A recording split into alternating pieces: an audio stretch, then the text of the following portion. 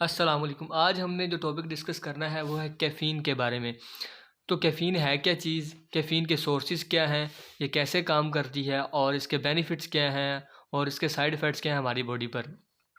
तो सबसे पहले देखते हैं हम कि caffeine, what is caffeine. Caffeine basically it is a stimulant drug and it speed up the message between brain and the body.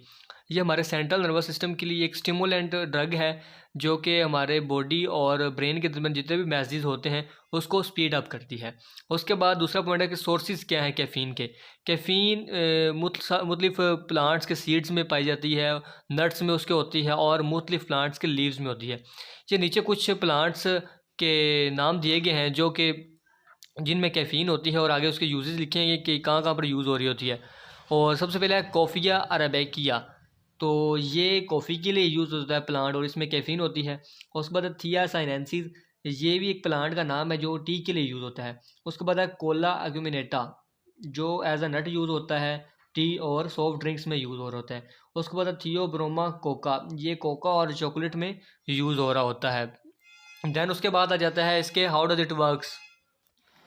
तो हमारी बॉडी में ये कैसे वर्क करती है। सबसे पहले ये गट से ब्लड स्ट्रीम में जाती है, मतलब ज़्यादा जल्दी जल्दी ये अब्जॉर्ब होना शुरू हो जाती है गट से ब्लड स्ट्रीम में, देन लीवर में, और उसके बाद आहिस्ता आहिस्ता टूटना शुरू हो जाते हैं कंपाउंड्स की शेप में।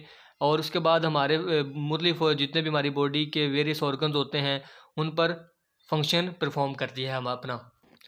उसके बाद बेनिफिट्स।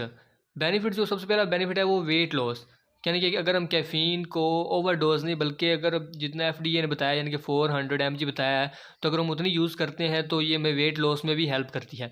उसके बाद अलर्टनेस जो इसका मेन बेनिफिट होता है हमारी बॉडी के लिए।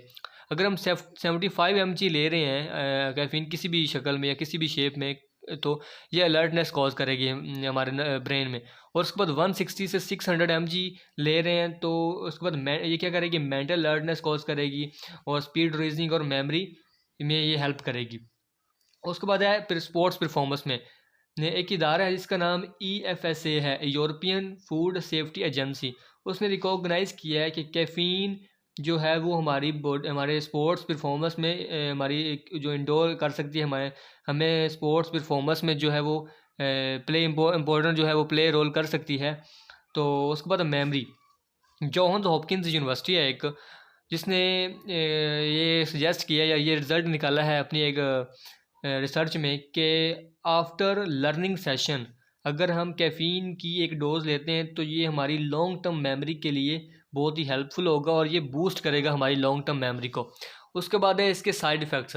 साइड इफ़ेक्ट्स क्या होते हैं, ये इंसोम्निया कॉज करता है, यानी कि नींद नहीं आती, और हेडेक जो होता है, हेडेक होना मतलब शुरू हो जाता है हमारे सर में, और उसके बाद डिजीनेस हो जाता है, चक्कर आते हैं और फास्ट हार्ट रेट हो जाता है। देन उसके बाद डिहाइड्रेशन हो जाती है, पानी की कमी हो जाती है हमारी बॉडी में, एनजाइटी होना शुरू हो जाती है, और एंड पे जो आता है वो रेस्टलेसनेस होता है। और इसी तरह जो FDA ने 400 mg जो है वो इसकी जो डोज़ बताई है कि नॉर्मल वैल्यू इसकी कैफ़ीन की 400 mg है। अगर कोई पर्सन 400 mg से ज़्यादा कैफ़ीन किसी भी शक्ल में इनटेक कर रहा है तो वो ओवरडोज होगी और इसके बहुत सारे साइड इफ़ेक्ट्स होंगे। तो ये सारा था कैफ़ीन के बारे में।